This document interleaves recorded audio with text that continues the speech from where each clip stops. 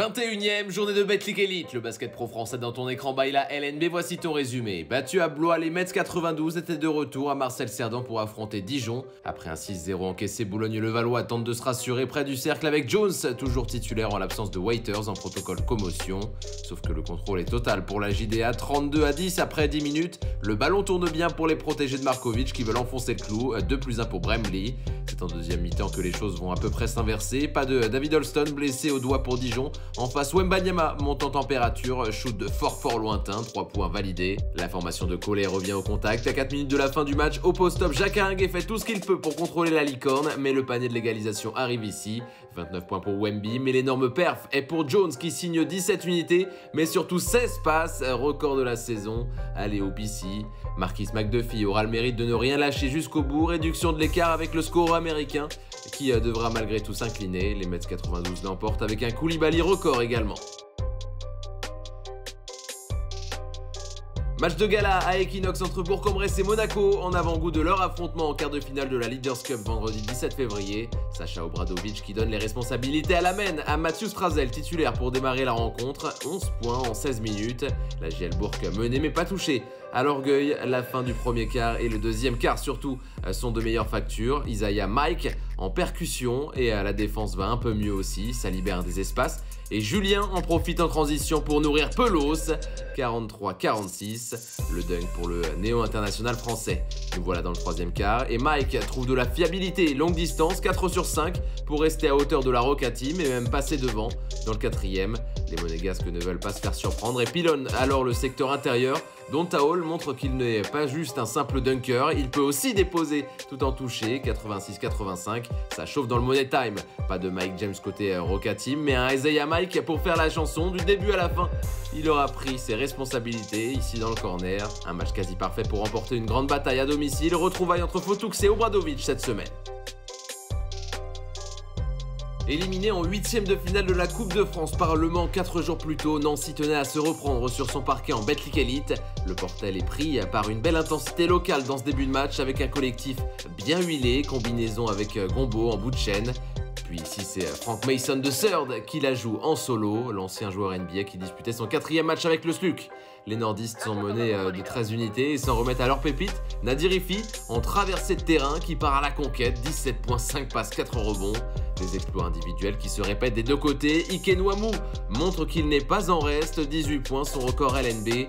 Dans les 2 dernières minutes, rien n'est fait et le Portel a su rester proche au score. Sauf que cette interception pourrait bien tirer un trait à cette partie. Lucidité de Walker pour trouver Nwamou, panier plus la faute. Mais le culot et surtout le talent de Ifi est infini. Tu peux te coller à lui autant que tu voudras, ça ne changera rien. 3 points avec la planche. Malgré ce retour, les Nancéens seront précis sur la ligne et ne trembleront pas. Victoire 79-73 pour revenir à hauteur du Portel au classement. Le Rhenus accueille Cholet, 3e de Betclic Elite. Un premier carton très serré, très offensif et forcément plaisant qui se dessine. Campbell trouve Patton dans les hauteurs. 30-29 après 10 minutes, on se régale. Même si la SIG a envie de reprendre le contrôle du score, Kouroux distille une sublime passe vers Massa qui n'a plus qu'à dévorer le cercle. L'adresse ne faiblit pas en deuxième mi-temps, 55% à 2 points pour les Strasbourgeois, 62% pour les Choletais. Même dans une difficulté extrême, Ellis parviendra à scorer ici. 79-83 à 4 minutes de la fin, léger avantage pour les visiteurs qui ont une belle opportunité. Revoilà l'axe 1-5 qui s'exprime à la perfection. Justin Patton livre d'ailleurs une grande performance, 22 points, 7 rebonds. Et comme souvent pour finir le travail, c'est l'assassin en chef qui se montre. Le All-Star Artisella est bien là pour sortir une action d'éclat, sidestep, pour donner 7 points d'avance. Mais Cholet se fait peur, la SIG parvient justement à inscrire 7 points en 1 minute 30 grâce notamment à quelques erreurs des visiteurs. Lansdowne ramènera les deux équipes à une possession. Et c'est Marcus King qui aura l'ultime ballon, 10 secondes pour le meneur américain qui ne sanctionne pas pour arracher la prolongation. Cholet a eu chaud, mais gagne. Avec 6 défaites sur les 7 derniers matchs, Nanterre a engagé sa bataille pour le maintien. Pour autant, Maurice Torres exprime son soutien et remplit la salle pour affronter Limoges, une équipe du CSP qui a subi dans les premières minutes avant de bien se reprendre. Après Kadji, c'est Bryce Jones qui se montre dans la raquette avec une véritable qualité de finisseur, 14 points pour le meneur de jeu. Mais Nanterre 92 ne se laisse pas remonter facilement. Keith Hornsby en transition prend un shoot en première intention, certes loupé mais suivi par le colosse Ndiaye. L'énergie défensive est également présente côté francilien, gros contre de Sadio Doucouré qui offre de la course aux hommes de Pascal Donadieu. La relance est rapide et bien exécutée. Allez houp entre Van Wen et Halilovic. Ça y est, la folie s'est emparée de la salle et la réussite qui va avec. Benjamin Sen de très loin dégaine au buzzer et sur une jambe s'il vous plaît. Avec seulement 16 points marqués dans les 10 dernières minutes, l'équipe de Massimo Cancellieri ne pourra pas revenir. D'autant que le show Hornsby est lancé. Keith Hornsby marque peu importe le spot, élu MVP avec 25 points marqués à 7 sur 10 depuis le parking monumental. Nanterre se replace avec cette victoire à la 12e position. Le jeu de paume s'est remis du grand succès à domicile contre les Mets 92. Blois veut poursuivre en ce sens avec la réception de Gravelines Dunkerque. Des nordistes qui s'appliquent dans leur transmission avec un ballon qui vit bien. 21 passes décisives dans la partie. Boynton, action à 4 points. Une qualité dans les pourcentages également qui se vérifie dans cette première mi-temps. Justin Robinson déclenche depuis le logo. Son équipe est à 48% derrière l'arc, c'est fort. 5 sur 8 pour le meneur de poche, justement, qui en choquera même plus d'un sur cette tentative miraculeuse. Rigaud sur ses côtes, mais peu importe, ficelle au buzzer. 79-85, Robinson est bien accompagné par Jarwan Johnson à 14 puntos qui veut lui aussi se mêler à la fête. Malgré des Blésois qui batailleront jusqu'au bout, le BCM tient enfin son premier succès de la saison à l'extérieur et se relance. L'équipe de l'Oniam n'est plus qu'à une victoire du top 8, 89-92 score final. Belle surprise de ce début d'année 2023, Roanne reste sur une série de 4 victoires de suite avant d'affronter des Bayers qui paraissent décomplexés, avec notamment Dylan Afomama qui mène l'assaut, énorme poster de l'ailier à 12 points. Les sudistes mènent après 10 minutes ultra offensives et les hommes de Cholet doivent tenter un petit sursaut d'orgueil avec Kai Foster qui allume la mèche, contact 3+1. La chorale est repassée devant et espère en deuxième mi-temps contrôler le match, sauf que Dokossi toque à la porte.